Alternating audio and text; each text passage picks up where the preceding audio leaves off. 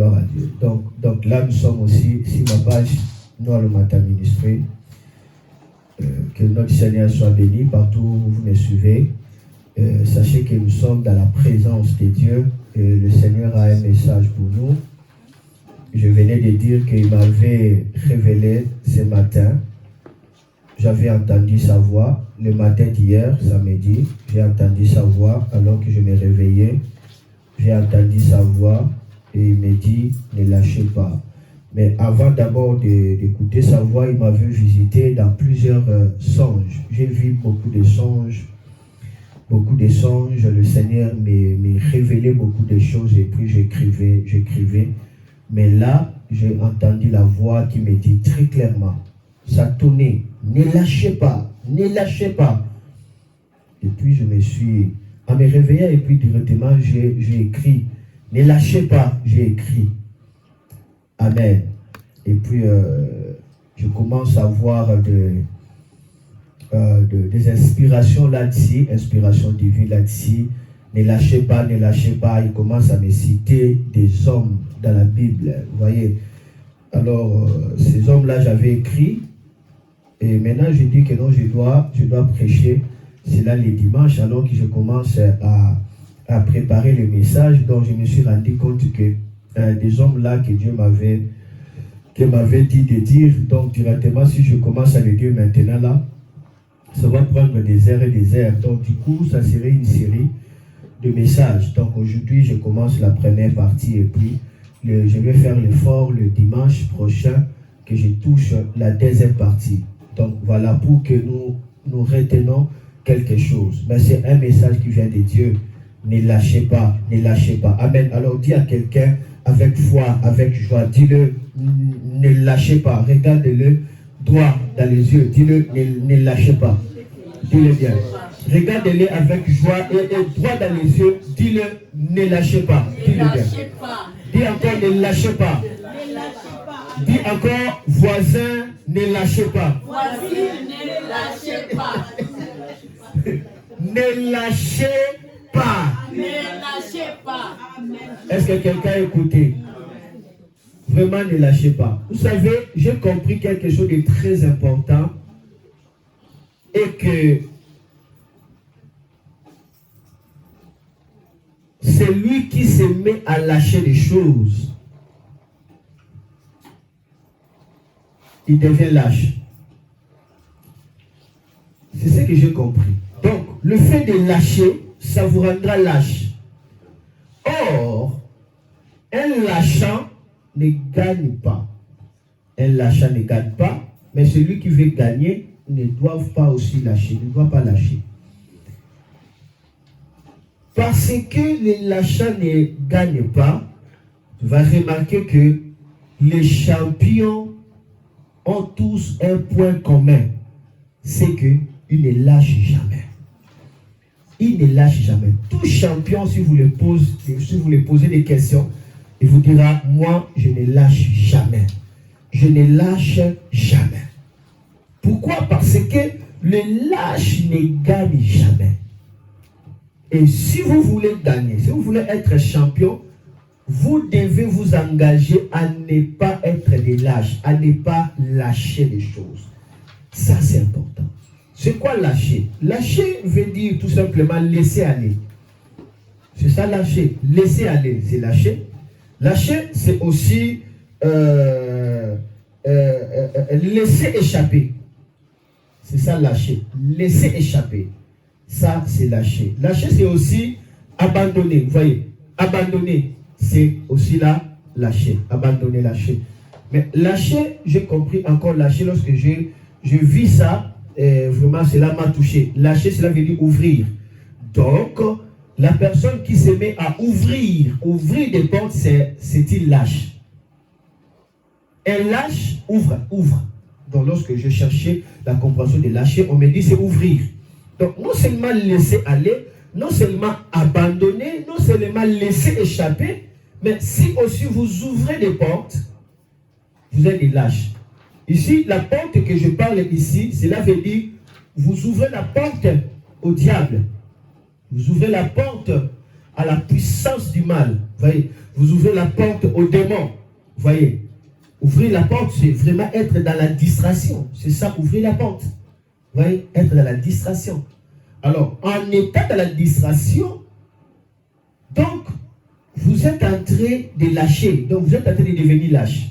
Or, parlant de la distraction, Jésus a énuméré cela. Il lui dit dans sa parole, lorsqu'il était sur la montagne, il commence à donner un grand discours. Commencez Matthieu 5, Matthieu 6, ça commence Matthieu 6, Matthieu 7, Matthieu 8, il donne des discours sur la montagne. Mais parmi ces discours qu'il avait donnés, il va révéler quelque chose de très important. Il lui dit qui, à cause des soucis, peut ajouter un demi-mètre dans sa vie. Jésus a donné ça. Et puis Jésus dit que vous êtes en train de dire de quoi devons-nous nous vêtir, de quoi devons-nous manger. Mais vous ne savez pas que la vie est plus que la nourriture, et puis le corps est plus que le vêtement. Et puis il lui dit, regardez, observez, les herbes des champs poussent avec la beauté qui est tissée de manière naturelle. Et je dis même, Salomon, dans toute sa gloire, il n'a jamais vêtu comme ces fleurs. Mais qui, après quelques jours, ça va être fané, ça va être brûlé et jeté dans le feu. Et tout le discours là que Jésus-Christ est en train de dire, il allait le dire tout simplement, pourquoi vous inquiétez? Alors, le mot inquiéter là, en grec, c'est merimnao. Alors, Jésus disait, pourquoi vous êtes dans le merimnao? Or, merimnao veut dire être distrait. Donc, celui qui est lâche, celui qui est distrait. La distraction te rend lâche. Jésus dit, vous êtes distrait. Alors, Jésus a expliqué qu'est-ce qui amène la distraction de la vie. Jésus parle des soucis, Jésus parle des anxiétés, Jésus parle des inquiétudes. Jésus parle des troubles, de se soucier pour le lendemain. Jésus dit, ce genre de comportement, ça trouble le cœur et directement, ça vous distrait. Vous êtes mérimna, vous êtes distrait. Or, la distraction, cela veut dire que vous avez ouvert des portes, donc vous êtes lâche. Parce que Jésus est en train d'expliquer. Voilà comment est-ce que vous êtes lâche. Vous ne savez pas comment est-ce que la fleur se vêtit. Mais je me pose la question. Comment est-ce que la fleur se vêtit? Est-ce que la fleur porte l'habit comme ça? Non. C'est-à-dire l'habit de la fleur et la fleur, c'est la même chose. Donc, Dieu a fait que la fleur, c'est-à-dire qui est la sève là, qui est cette souffle là, soit revêtie en fait de tissu naturel. Et ça coule par la vie. Je ne sais pas si on comprend. Donc, les arbres portent sa beauté par la vie. C'est cette vie-là qui coule, qui fait qu'elle soit tissée et qu'elle s'ouvre, ainsi de suite. Donc, Jésus voulait dire tout simplement que je suis capable de vous couvrir de vêtements de la vie. Cela veut dire votre vêtement dépend de la vie. Vous avez besoin de la vie de Dieu afin que vous ayez une santé de fer. Vous avez besoin de la vie de Dieu afin que vous soyez revêtus de la gloire. Vous avez besoin de la vie de Dieu afin que vous grandissez dans la beauté. Vous grandissez dans l'excellence. Cette vie de Dieu, parce que c'est cette vie-là qui fait que la fleur soit bien tissée. Jésus a dit, vous avez besoin de cette vie-là. Et Jésus dit, les oiseaux ne s'inquiètent pas de quoi manger. Mais ils ne restent pas paresseux. Ils travaillent, mais ils ne s'inquiètent pas. Ils savent qu'il y aura toujours de quoi manger. Et les oiseaux savent qu'il y aura toujours de quoi manger parce que leur Dieu, leur Créateur les pourvoira toujours. Donc les oiseaux, lorsqu'ils chantent, les oiseaux disent, nous avons un Père qui nous donne à manger. Donc les oiseaux sont en train de dire, ils ont un Père qui leur donne à manger. Ils sortent, mais ils ne se dépendent pas de leur force. Ils savent qu'en son temps, il trouvera toujours à manger, peu importe, parce qu'ils ont un Père qui leur donne à manger. Alors nous, Amen. Tu es plus qu'un oiseau. Amen.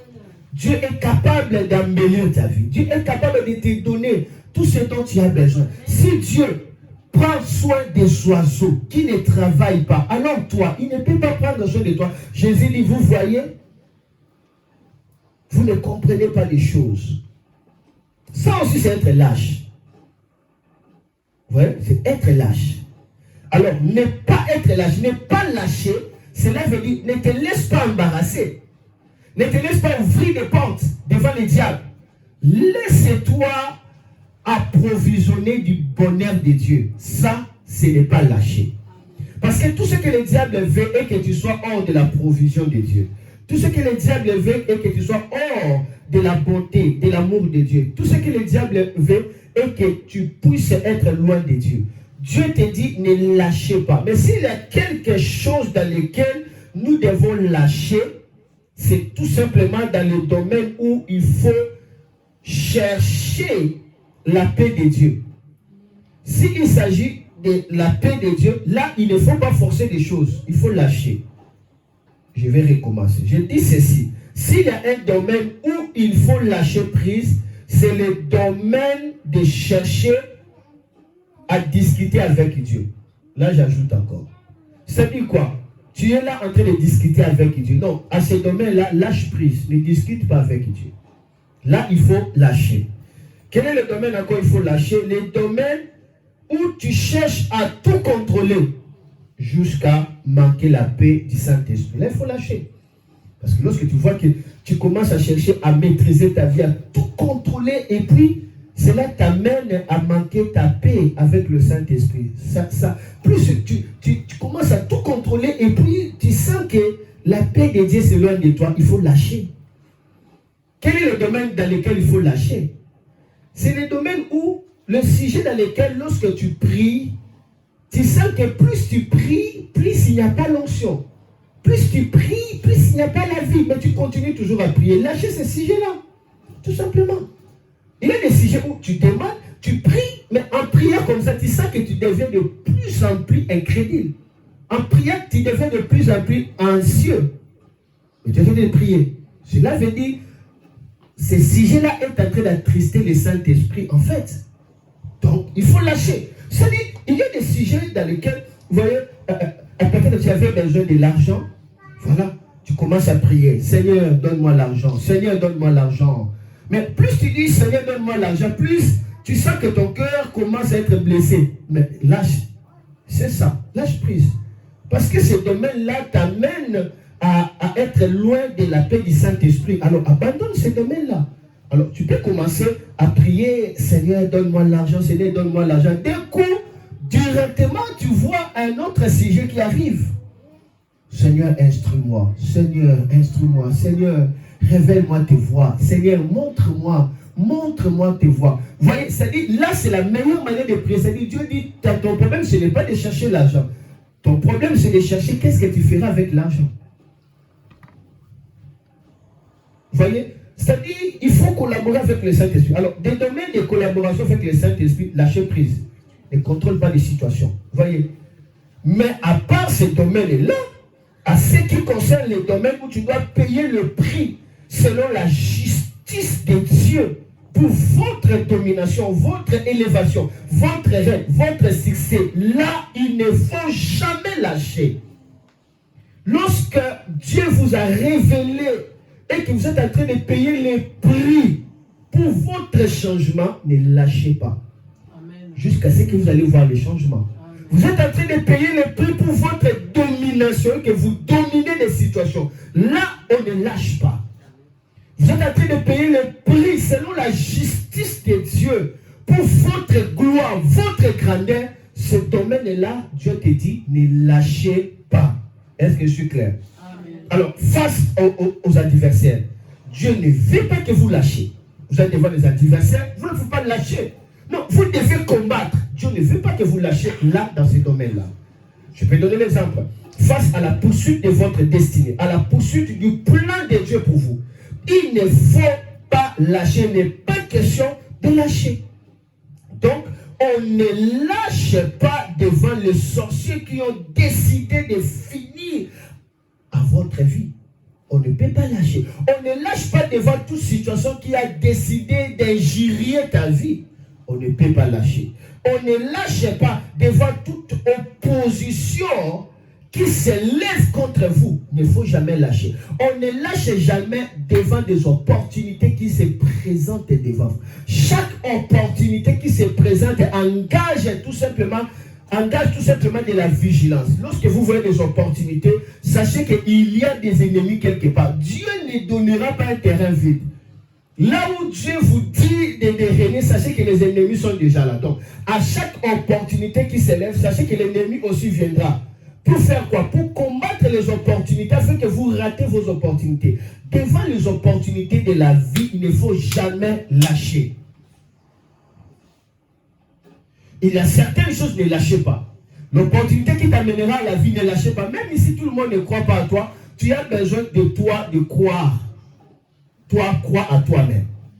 Amen. Devant de belles opportunités que vous avez localisées, que ça, c'est des opportunités qui m'amènera à la gloire. Et que vous voyez que dans cette opportunité-là, il a le fruit de la justice de Dieu. Dans cette opportunité-là, il a la grandeur de Dieu. Alors, à ce moment-là, tout ce que vous devez faire n'est pas lâcher. Alors, pour ne pas lâcher, vous devez douter de vos doutes. Vous devez être incrédule de votre incrédulité. Et vous devez avoir la foi sur votre foi. Et la foi pour votre foi. Et l'incrédulité sur votre incrédulité.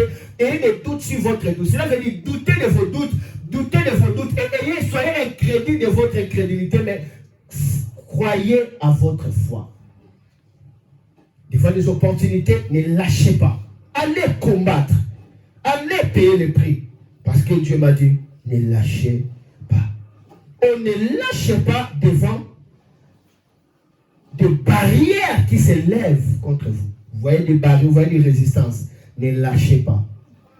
Ne lâchez pas. Avancez jusqu'à ce que vous allez atteindre votre but. Ça, c'est très important que nous devons retenir cela. Regardez avec moi, la Bible nous dit quelque chose de très important. Nous sommes dans le livre de Matthieu, chapitre 11, touchons le verset 12. Matthieu, chapitre 11, le verset 12. Je rappelle encore, on ne lâche pas devant les sorciers qui ont décidé de finir avec votre vie. On ne peut pas lâcher. On ne lâche pas devant des barrières, on ne lâche pas devant des oppositions, on ne lâche pas devant des opportunités. Si vous avez vu des opportunités, il ne faut jamais lâcher. Faites de vos opportunités la bataille de la destinée. Il y a le combat de la destinée. Vous devez combattre pour changer l'histoire de votre vie. Ici, Dieu dit ne lâchez pas. Regardez avec moi Matthieu chapitre 11. Le verset 12, qu'est-ce que la Bible nous dit? Matthieu 11, verset 12, la Bible nous dit ceci. Matthieu 11, 12.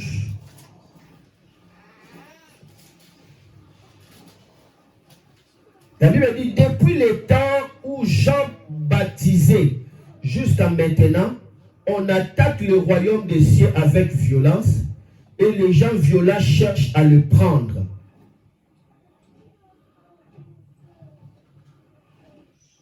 Et quelqu'un a-t-il écouté ou quelqu'un a raté le train? Je répète.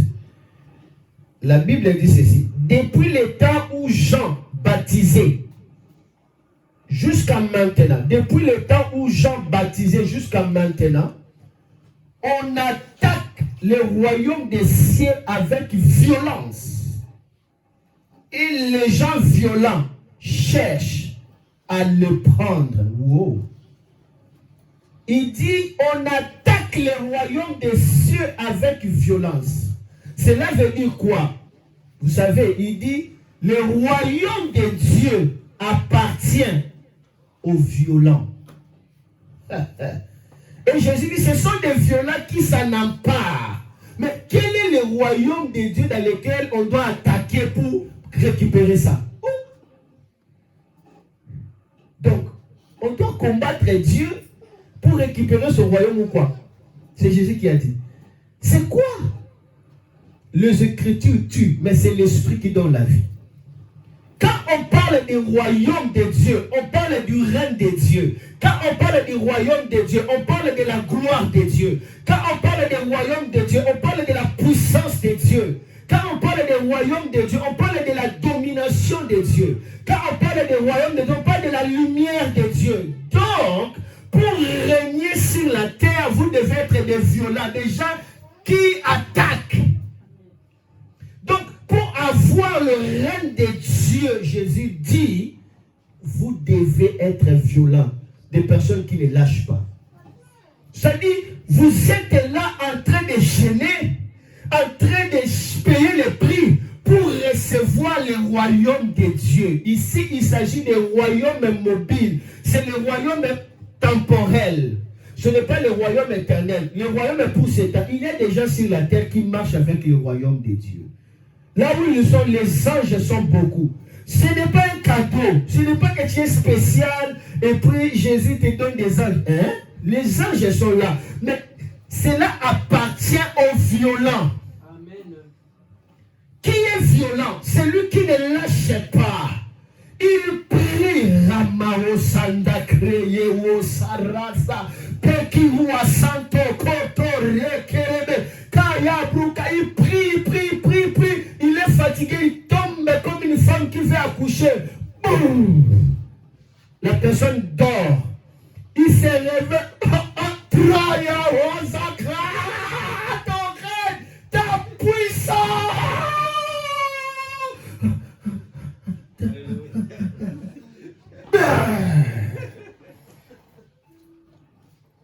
Tu te réveilles encore. Ah Dieu, soit te tue-moi, soit te donne-moi la puissance. Amen. Et ces gens-là, ils reçoivent le royaume de Dieu. Amen. Ils sont en train d'attaquer le royaume. Ils bombardent le royaume par leurs prières et le royaume descend dans leur vie. C'est pourquoi la Bible dit ébranler le ciel. Quel est le ciel qu'il faut ébranler? Quel est le ciel qu'il faut déchirer?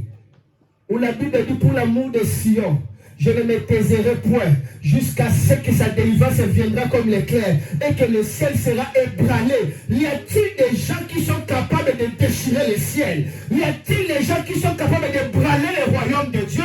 Y a-t-il des gens qui sont capables de posséder le royaume de Dieu sur la terre? Sans tout créer Cédric et Sota. Quand j'étais dans la retraite des prières, j'étais encore trop jeune. J'avais 20 ans. 40 jours, 40 nuits, je ne fais que manger des fruits. Et dans cette retraite-là, j'étais là. Je vis des démons. J'étais là. La peur, j'étais là. La pluie, j'étais là. Ténance. Et quand Dieu m'a donné son royaume, il m'a dit, Noah, ta parole est une lettre devant moi. J'ai reçu le royaume de Dieu. Quand le royaume de Dieu est descendu sur moi, des miracles, de prodiges commencent à s'opérer. Parce que j'étais violent. Je n'avais pas lâché. Beaucoup de gens n'arrivent pas à manifester leur étoile, leur grandeur, parce qu'ils sont des lâches spirituels. Il y a beaucoup de lâches spirituels, beaucoup de paresseux spirituels. Ils n'arrivent pas à combattre le bon combat de la foi. Ils sont paresseux, ils n'arrivent pas à gêner. La paresse spirituelle vous privera d'avoir le royaume de Dieu en live dans votre vie. Jésus dit, depuis l'époque de Jean-Baptiste, ce sont des violents qui attaquent le royaume de Dieu. Et ces gens-là possèdent le royaume. Waouh! Quel royaume qu'on peut attaquer? Est-ce que c'est là où Dieu siège? Non. La manifestation de la promesse de Dieu. Le même Dieu qui vous a promis, ne croisez pas les bras, attendez la promesse. On vous a trompé longtemps. La promesse de Dieu ne s'accomplit pas comme ça. Il faut qu'il y ait la loi de l'attraction pour que cette promesse soit accomplie. Cette promesse est véritable, mais elle est invisible. Tu dois travailler pour que l'invisible soit rendu visible. Alors il faut bosser. Il faut bosser pour recevoir le prix du royaume de Dieu. La gloire. Le prix du royaume de Dieu. La puissance. Le prix du royaume de Dieu. Le règne de Dieu. Ça, c'est le prix du royaume. Quand j'avais reçu le prix du royaume de Dieu, mais ce n'était pas facile. Il y avait des chics qui entraient sur mes orteils. J'avais compté 72 chics. 72 chics. Cette année, Mayandi, les chics. Je n'arrivais pas à marcher. Oh, ça c'est être violent. Et quand le royaume de Dieu descendit sur moi, j'avais prié pour un enfant, ses veines n'étaient plus. Il n'avait plus de veines de cou ici. Et son cou était allongé jusqu'au niveau de son ventre comme ça. Et on a mis des pannes pour bander son cou, mais malgré cela, ça descendait comme ça. C'est par là que j'avais compris que ce qui soutient le cou, ce sont des veines. Le cou ici que vous voyez, c'est très long. C'est très long. Ce qui soutient la tête, ce sont des veines. Maintenant, cet enfant-là n'avait pas de veines. Les docteurs ne peuvent rien faire. Vous voyez, quand je suis arrivé devant cet enfant-là, d'abord, j'ai d'abord peur. Je regardais seulement l'enfant, j'avais déjà peur. J'ai eu peur. Le Seigneur me dit, donne-lui l'orange. Vous savez, quand vous avez le royaume de Dieu dans votre vie, partout où vous êtes, Dieu lui-même est là. Jésus est là avec vous. Vous avez son royaume. Jésus dit, si par les doigts de Dieu je chasse les démons, le royaume de Dieu est venu vers vous. Donc Jésus avait le royaume de Dieu. C'est par le royaume qu'il a chassé les démons. Et le royaume, ça vient de hébreu Mamoulaka, la puissance de Dieu. Il dit, si par les doigts de Dieu, cela veut dire le ministère du Saint-Esprit, je chasse les démons, le royaume est, c'est-à-dire la puissance est là. Vous verrez la puissance. Parce que c'est par le ministère du Saint-Esprit que j'opère. Et le ministère du Saint-Esprit obéit à ceux qui ont gagné le royaume. Pour avoir le royaume, tu dois être tyrannie spirituelle. Jésus dit, là, il faut être violent. Pas des gens qui s'apitoient, pas des gens qui cherchent à discuter les prix à payer. On commence à marchander, à solder les prix à payer. Donc, pas ce genre de personnes-là comme ça. Pas déjà des personnes qui ne sont même pas capables de refuser de travailler. Parce que Dieu l'a dit clairement, tu dois faire cela. Ce n'est pas déjà des personnes là comme ça qui sont conscients de leur vie. Non, ce sont des gens qui ont décidé. Je cherche le royaume. Si je veux mourir, ok, je meurs. On m'inscrit comme un héros de la foi. Et si je gagne, je fais la loi sur la terre. Par l'amour et la grâce de Dieu. Il y a des gens qui font la loi sur la terre par l'amour et la grâce de Dieu. Lorsqu'il dit un mot, la chose arrive. On veut arriver à cette dimension-là. On veut arriver à cette gloire, la grande gloire de Dieu. La grande gloire de Dieu. Le royaume de Dieu est sur la terre. Jésus dit, je te donne les clés du royaume. Il y a ceux qui ont les clés du royaume. Quand il parle comme ça, les choses arrivent. Les clés du royaume. J'ai entendu Dieu. J'ai dit, qu'on lui donne l'orage. On a mené beaucoup d'oranges. J'ai dit, ça suffit. J'ai pris une orange. J'ai prié. J'ai donné à sa maman. Donne-lui à manger. Moi, je pars. C'est fini. Je ne vais pas être là pour voir. Parfois, pour manifester les œuvres de Dieu, il faut être aveugle. Je ne veux pas voir.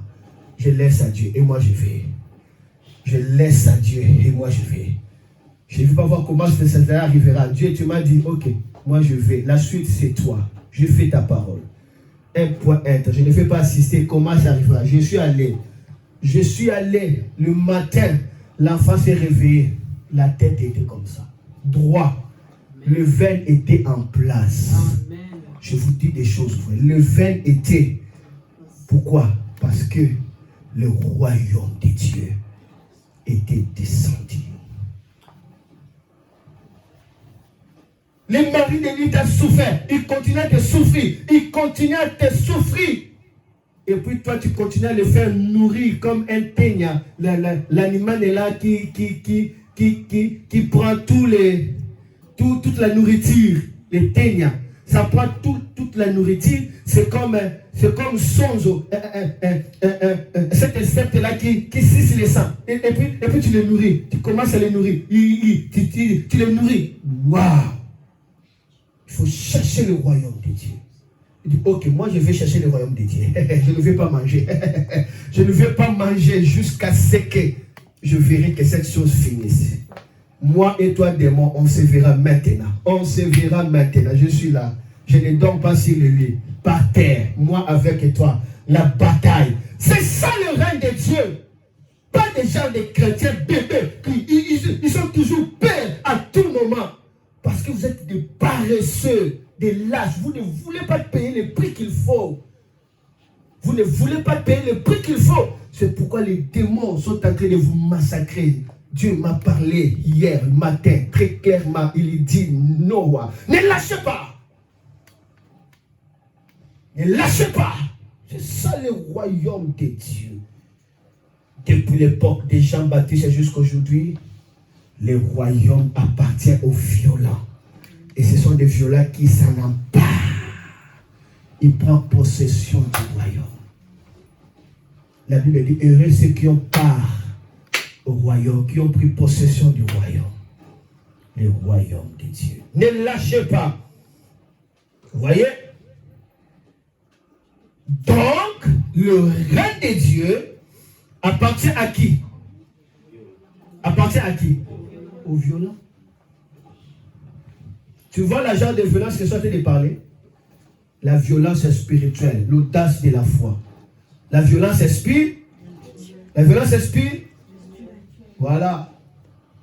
La violence spirituelle. C'est quoi la violence spirituelle?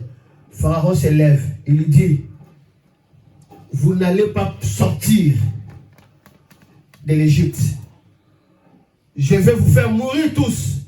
Moïse dit, tu as menti, Pharaon. Ce n'est pas le fils d'Israël qui mourra, mais c'est ton fils qui va mourir. Il sort. Il avait le royaume. Ce n'est pas ton fils qui mourra, c'est le fils de Pharaon qui mourra. Ça, c'est la violence spirituelle. Je suis en train de parler de la violence, je ne sais pas si tu comprends là. La violence spirituelle, cela veut dire ne permet pas que Satan puisse marloter ta vie, te balloter avec des choses bizarres. Ne sois pas molesté. Tu dois te lever pour prendre tes droits et briller. C'est ça ce que je suis en train de parler ici. Le royaume de Dieu est descendu vers vous. Donc je répète encore que le règne de Dieu appartient à qui? Aux violents. Regardez avec moi ceux qui sont violents. Ceux qui sont violents, qu'est-ce qu'ils reçoivent? Job chapitre 24, verset 22. Regardez ce que la Bible est en train de nous dire ici. Je suis en train de prêcher sur les instructions. Vous allez voir que depuis que j'avais commencé, instruction sur instruction. Tout ce que je suis en train de vous dire là, ce sont des instructions. Si vous pratiquez, vous voyez Dieu. Si vous pratiquez, vous allez voir Dieu. Job chapitre 24, verset 22. La Bible me dit ceci. Non, Dieu par sa force prolonge le jour des violents et les voilà debout quand ils désespéraient de la vie. Ah, quelqu'un a compris ça? A compris? Je répète avec moi. Non, Dieu par sa force prolonge le jour des violents et les voilà debout quand ils désespéraient de la vie.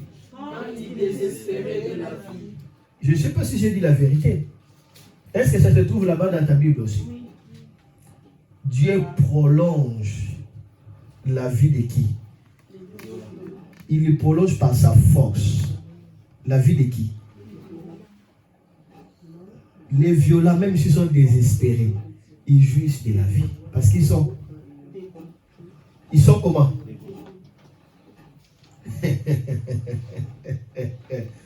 Et vous voulez que votre vie soit prolongée, soyez violent. Des gens mourent, ils meurent avant. Ils meurent avant d'Isabelle, ils meurent avant. Ils meurent avant. Soyez violent. Un violent ici, c'est quelqu'un qui connaît son droit, qui ne lâche pas. Il se tient en prière jusqu'à ce que Dieu puisse changer sa vie. Jusqu'à ce que tu vas te débarrasser un peu de ta beauté. Un peu d'esthétique. Alors les choses changeront. Esther a compris, il dit non, je dois porter des sacs. Gêné pour la situation de ma famille. Il a porté des sacs, il a gêné. Et cela a fait que son peuple n'était pas mort par l'épée d'Aman. Pourquoi? Parce qu'il s'est débarrassé quand même de ses habits royaux pour porter des sacs. Il est temps de porter des sacs. Cherchez Dieu.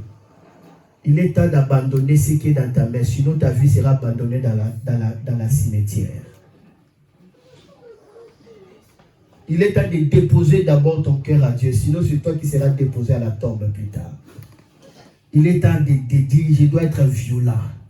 Jusqu'à quand ma vie sera tournoyée? Jusqu'à quand je vais être dans la frustration? Jusqu'à quand je continuerai comme ça? Assez, c'est assez. Trop, c'est trop. Dieu, je cherche ta faute. Réponds-moi. Réponds-moi. Et Dieu te répondra. Écoutez-moi bien. Et notez cela. Les lâches n'ont pas de place dans le royaume de Dieu. Dans la liste de ceux qui ne peuvent pas entrer dans le royaume de Dieu, la première personne qui ne peut pas accéder dans le royaume de Dieu, ce sont des lâches. Un lâche ne peut pas entrer dans le royaume de Dieu. Un lâche, c'est quelqu'un qui est paresseux spirituellement, qui s'abandonne à tout, qui ne prend pas au sérieux des choses de l'esprit. La réalité de ta vie, c'est ton cœur. As-tu déjà pris la conscience de prendre soin de ton cœur? Ton cœur, c'est ça ton esprit. Regardez avec moi Apocalypse chapitre 21, le verset 8, tu dois lire. Ici, c'est la Bible, Jésus dit. Commencez d'abord le verset 7. Celui qui vaincra héritera ces choses, je serai son Dieu, il sera mon fils. Qu'est-ce qu'il va hériter? Commencez le verset 6. Et il me dit, c'est fait. Je suis l'alpha et l'oméga, le commencement et la fin. À celui qui a soif, je donnerai de la source de l'eau de la vie gratuitement. Après, dans le verset 8, il commence à dire, mais pour les lâches, les incrédules, les abominables, le métrier, les impudiques, les enchanteurs, les idolâtres et tout le menteur, leur part sera dans les temps ardents du feu et du soufre, ce qui est la seconde mort, c'est-à-dire dans l'enfer. La liste de ceux qui seront dans l'enfer. Première personne, on commence par qui? Par les lâches. Apocalypse 21, verset 8. 21, 8. La Bible dit, mais pour les lâches, pour les incrédules, pour les abominables, pour le métrier, pour les impudiques, pour les enchanteurs, les sorciers, pour les idolâtres et tous les menteurs, leur part dans les temps ardents du feu et du soufre, c'est qui est la seconde mort. Première catégorie de personnes qui ont part à l'enfer, ce sont des lâches. Deuxième catégorie, des incrédules. Vous blaguez avec l'incrédulité. Dieu ne supporte pas des lâches. Il ne supporte pas des incrédules. D'abord, il classe les incrédulités avant même les sorciers, avant même les abominations. Vous blaguez avec l'incrédulité. Vous pensez que c'est simple, hein? Vous êtes incrédule. Vous finirez en enfer. L'incrédulité amène à l'enfer. Vous savez, l'incrédulité, c'est quoi? Refus de croire. Vous avez refusé, je ne croirai pas. Les salaires, vous n'avez pas part au royaume de Dieu. Mais je suis en train de parler des lâches ici. Les lâches, ils n'ont pas part au royaume de Dieu. Ils n'ont pas part au royaume de Dieu. Vous devez refuser la vie de lâcheté. Alors, je vais vous donner de la colère lorsque je vais maintenant vous éclairer à comprendre ce qui est lâche. Je vais maintenant vous éclairer à comprendre qui est lâche. D'accord. Je vais vous éclairer à comprendre qui est lâche. Comprends bien. Qui est lâche? C'est qui est lâche? Premièrement, c'est la personne qui est mou et paresseux. Un lâche, c'est quelqu'un qui est mou. Et comment? Et paresseux. Tu sais, mou, il ne dit rien. On les frappe ici. Bam! On les frappe ici. Bam! On les frappe ici. On met les couteaux, on les met ici. Après, il commence à faire ça. Après, les larmes coulent. Il ne dit rien. Mou. C'est lâche. C'est lâche. Les démons t'ont frappé. Hein? Tu le laisses? Tu vois bien dans les songes, on est en train de te faire manger des choses. Et puis, tu te réveilles. Et puis, tu es là sur ton lit. Tu commences à compter les plafonds. Hein? Et puis, tu dors. Lâche. Paresseux, lâche. C'est très dangereux. Très, très dangereux. Vous savez, la Bible dit que le monde est sous la puissance du diable. Le diable veut cracher sur des vies. Le diable veut cracher sur des destinées. Le diable veut que vous finissez votre vie toujours en étant dans des pleurs. Le diable veut que vous vivez une vie de pitoiement. Le diable veut que vous souffrez encore et encore. En recevant Jésus-Christ, il vous a donné des armes pour ne pas être paresseux, mais pour l'utiliser afin de vivre votre joie telle que Dieu veut pour vous. Afin de gagner. C'est ça la volonté de Dieu. Un lâche, c'est quelqu'un qui est mou et qui est paresseux. Il est mou, il est comment? Paresseux. On lui donne le message, on veut te faire du mal. Mais qu'est-ce que moi j'ai fait pour qu'on me fasse toujours comme ça? Est-ce que moi j'ai des problèmes avec des gens? Tu es mou. Tu es paresseux. Pourquoi tu parles comme ça? Tu es mou, tu es paresseux. Tu ne supportes pas de gêner. C'est ça le problème. Parce que tu es paresseux, tu es mou. Un mou. Quelqu'un qui est paresseux, quelqu'un qui est mou, hein, il voit les démons comme ça. Hein, il n'arrive même pas à prendre là son âme. Hein, pour faire quoi? Pour tirer. C'est-à-dire, juste seulement prendre l'âme. Il ne saura pas, il est tellement lourd.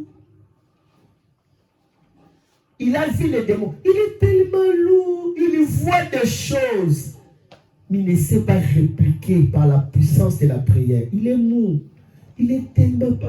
Il laisse seulement comme ça. Il voit aussi les démons entrer dans la maison. Il les regarde comme ça. Mou. Mou. Ça, c'est être lâche, ça. Il les regarde. Et puis quand les choses arrivent, il dit, Dieu m'avait montré cela. Dieu t'avait montré, tu avais fait quoi? Tu avais fait quoi? Cela est arrivé.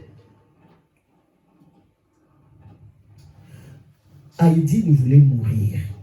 Lorsque moi je donne des témoignages, parfois vous pensez qu'ils sont en train d'exagérer, mais je vous dis des choses. Heidi, il devait mourir. Il n'allait même pas entrer en 2023. Hein.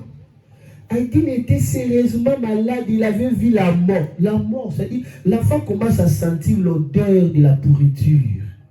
Le jet de l'enfant était entré comme ça. La peau avait changé de couleur.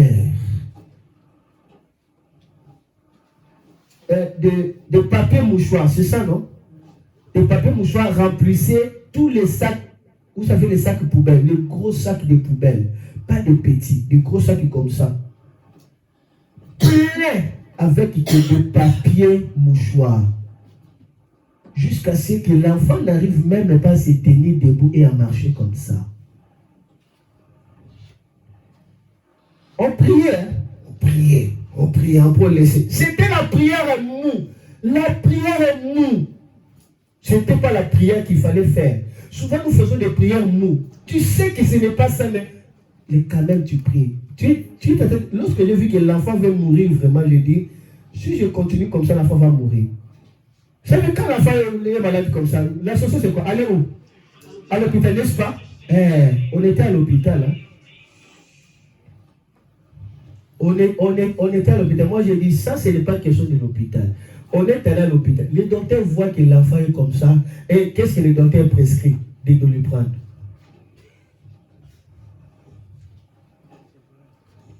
Quand vous savez, quand la sorcellerie vous a attaqué, vous pensez vraiment que vous aurez la solution chez les docteurs. On est rentré, hein. Mais lorsque j'ai fini maintenant l'école opérée dans les miraculés, j'ai dit, maintenant je dois traiter les cas de mon fils. Maintenant je dois faire quoi? Je dois traiter son cas. Tout dépend de la décision. Maintenant je vais traiter mon cas, son cas. Je portais d'abord l'habit de quoi? De prière. Ah ouais. Parce que là, je prends des armes. Je portais l'habit de prière. J'ai pris mon écharpe. Je le revêtis d'abord. Mais je vis la vision, Jésus sur la croix étant blessé. Pourquoi j'ai vu ça maintenant? Parce que maintenant j'étais en décision. J'étais en quoi? En décision. Et maintenant, quand j'ai prié, j'ai dit, aujourd'hui c'est fini, tu es guéri. Et puis un point, un trait. J'ai prié sur ça. L'enfant était restauré. Jusqu'aujourd'hui. Jusqu'aujourd'hui. Si on avait filmé ça, vous allez pleurer. L'enfant était restauré directement. On allait le faire mourir. On allait le faire mourir. Mou.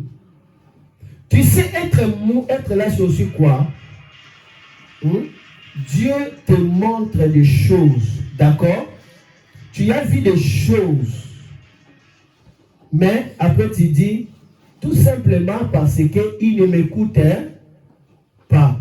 D'accord? Toi, Dieu t'a révélé. Et puis toi, tu dis, parce qu'il ne m'écoutait pas.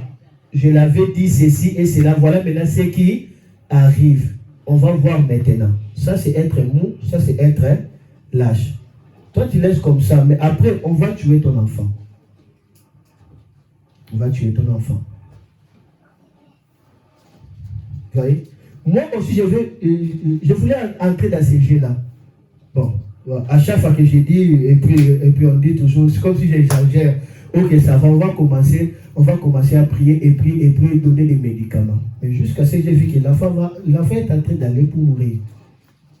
J'ai utilisé l'autorité et puis j'ai agi. Donc, lorsque Dieu te montre la cause des choses, même si tu as raison, ce n'est pas question qui a tort, qui a raison. Lève-toi, libère la chose. Prie. Si tu ne fais pas ça, tu es mou. Tu es lâche. Donc à ce moment-là, moi, j'étais qui? J'étais qui? Ta père dit, j'étais qui? J'étais lâche. J'étais très lâche. Ça, c'est être lâche. On veut tuer ton enfant, mais maintenant, à cause des raisons, maintenant, si l'enfant meurt, tu diras quoi? Le sorcier veut qu'il meure. J'étais lâche. Lorsque j'ai compris cela, et puis, j'ai vu la vision. Vous savez, la paresse spirituelle rend aveugle. Ça bande les yeux jusqu'à ce que tu vas être prêt. Alors Dieu commence à te révéler les secrets. Et ta prière marche. Amen. Marche. Je dis pour terminer, qui est lâche, c'est quelqu'un qui est mou, quelqu'un qui est paresseux. Qui est lâche, c'est quelqu'un qui manque de courage. C'est un lâche. Quelqu'un qui manque quoi? De courage, c'est un lâche. Prenez cela dans tous les départements de la vie. D'accord? Manquer de courage vous rend lâche. Qui est lâche? Quelqu'un qui est indigne. Indigne d'un homme d'honneur. Indigne d'un homme d'honneur ou d'une femme d'honneur. Indigne d'un homme d'honneur ou d'une femme d'honneur. Cela veut dire, tu n'es pas digne d'être une femme d'honneur. Soit être un homme d'honneur. C'est ça la lâcheté. La lâcheté te rendra indigne. Toi, tu n'es pas digne d'être l'homme d'honneur, d'autres femmes d'honneur. Est-ce que vous allez maintenant embrasser cela? La qualité d'être lâche vous rend indigne d'être un homme de qui? D'honneur. D'être une femme d'honneur. Donc la lâcheté va vous priver de quoi? De l'honneur. Ça vous rend indigne d'être une femme d'honneur, soit un homme d'honneur. Alors si vous voulez avoir l'honneur, ne soyez pas des lâches. C'est pourquoi Dieu m'a dit, il t'a dit, il m'a dit, ne lâchez pas. Qui est lâche? C'est une personne méprisable. Lâche, c'est méprisable. Ne permet à aucune chose de te mépriser. La Bible dit, ne permet à personne de mépriser ta jeunesse. Prenons cela à deux dimensions. Première dimension, ta jeunesse est physique. Deuxième dimension, ta jeunesse est spirituelle. Ne permet à personne de mépriser ta jeunesse. Il y a des gens qui ont pour mandat de te mépriser. Ils veulent tout simplement t'humilier par des situations néfastes. Alors, un violent, on ne le méprise pas.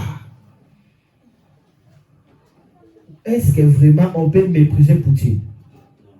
On peut la mépriser. Hein? Parce qu'il est qui? Ah, il est violent. Même les États-Unis savent. Hein? Il est qui? On lui a fait des embargos. Aujourd'hui, le délestage est entré à la France. Ici, à Montauban n'est pas encore entré. Hein? Bientôt, à Albi, ça va entrer, le délestage de l'électricité. On sent les effets de Poutine. Ici, on les sent. On les sent. On l'a bloqué, mais on sent vraiment que l'économie aussi est comment? Et comment? Il est violent. On ne peut pas le mépriser. Et toi, Jésus dit, le royaume de Dieu appartient aux vêtements. Tu dois être un Poutine spirituel. As-tu compris? As-tu compris? Ne permets à aucune chose de braver ton honneur, de salir ta réputation. Lève-toi sur le plan spirituel. Fais tout ce que tu peux faire selon l'amour et la justice de Dieu pour que tu rayonnes et que tu sois une étoile brillante sur la terre. Parce que ton Dieu ne n'aime pas que tu sois lâche. Tu dois être violent. Si tu rates la violence, tu seras méprisé. Parce que même l'église, si l'église est mou, si l'église est lâche, l'église sera méprisée. Je vous dis la vérité. L'église, vous devez être des violents. Vous savez, l'église est lâche, c'est quoi? L'église, une église qui ne gêne pas, qui ne prie pas, c'est la lâcheté. C'est pourquoi j'avais parlé avec le pasteur Espérance. On doit placer des prières dans l'église. Donc chaque vendredi, on commencera à venir ici la nuit de prière. Il n'y a pas d'excuses, on doit prier pour prier. Nous devons commencer à venir ici chaque vendredi, la nuit de prière. Nous prions. 0h jusqu'à 2h, on prie. On dort dans la présence de Dieu. Samedi à 5h30, on est là, on prie. Ceux qui vont travailler, les travailler, payez les prix. Payez les prix. Vous avez tellement peur de veiller, vous avez tellement peur de vos sommeils, vous voulez dormir. Est-ce qu'en réalité vous dormez dans vos maisons? Est-ce que vous dormez vraiment? C'est mieux de refuser de dormir dans la présence de Dieu pour assurer le reste de ta vie dans le sommeil doux et tranquille. Le diable est en train d'embrayer beaucoup de gens avec des situations sociales ici. Ça ne terminera pas jusqu'à ce que Jésus reviendra. Ne soyez pas des lâches. Ne lâchez pas. Ne lâchez pas l'église. Rentrez dans la vie de prière, ma soeur, mon frère. Priez, vous allez voir que votre vie n'a pas été destinée à être comme ça. Moi, auparavant, je pensais que la sorcellerie, l'envoûtement, c'était que pour les Africains. Mais je suis ici à l'Europe, je me suis rendu compte, et des Blancs, des Français, des Européens, ils sont envoûtés. J'ai vu des cas, des Européens envoûtés. J'ai prié, des démons sont partis. Des démons, des liens de famille. Je vous dis la vérité. Donc, ne vous trompez pas. Le diable est diabolé partout. Satan est Satan. Si tu l'ignores, c'est toi qui es perdu. Mais lui, du moins, il continue à travailler. La vérité ne changera pas parce que tu dis que ce n'est pas la vérité. La vérité reste la vérité. Alléluia. Alléluia. Il y a beaucoup de vies qui sont liées. Il y a beaucoup de vies qui souffrent de malédictions héréditaires. Il y a beaucoup de vies qui souffrent de ce que leur mère avait fait, ce que leur père avait fait. Ça continue à retomber. Le monde est sous la puissance du diable. Il faut courir à Jésus-Christ pour voir la liberté totale. Quand on veut prier, on va vous prier. La lâcheté. Quand l'église est lâche, quand l'église est lâche, l'église est paresseuse, vous allez voir les démons commencent à régner. Vous chantez, il n'y a pas la gloire, il n'y a pas la joie de Dieu parce que les démons sont venus de faire n'importe quoi. Mais quand le feu est là, les âmes sont libérées de partout parce que vous gagnez les territoires de Dieu. C'est pourquoi j'avais dit, à partir de vendredi, maman, est-ce que va donner le communiqué? Non, on doit prier, on doit chercher Dieu, on doit s'aligner au plan de Dieu, ma soeur, mon frère. Pour terminer, qui est lâche? La personne qui n'est pas rangée.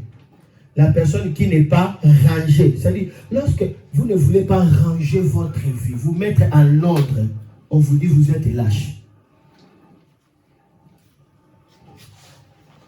Mais lorsque le Seigneur m'a expliqué cela, mais j'étais étonné.